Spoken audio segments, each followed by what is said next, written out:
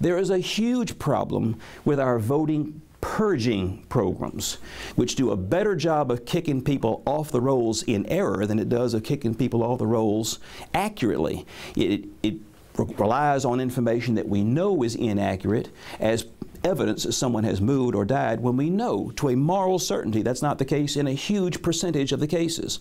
And so we need to have more notice and opportunity to cure a problem when the Secretary of State's office hadn't heard from you in a while than just one lousy postcard that may not reach the voter, may get tossed because it looks like junk mail, or may be returned and the Secretary of State's office doesn't get it. It ought to be harder to get kicked off the rolls if you're an honest citizen who's registered to vote and has voted for years than it is to have your water turned off.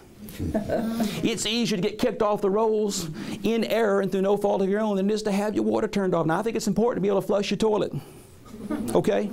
But it's also important that the voters have the right to flush some politicians down the toilet, too. And your right to vote, I think, comes first, because we had that before we ever had municipal plumbing systems. It's very important that folks be able to vote. That's the primary right that we're defending here. It's the most important thing in civilized society is the ability to vote for the folks who make the rules you've got to live by. And I don't believe there's anything justifiable about relying on a system of notice that is more careless and more haphazard and more error-prone than what we did when fixing to turn folks' water off.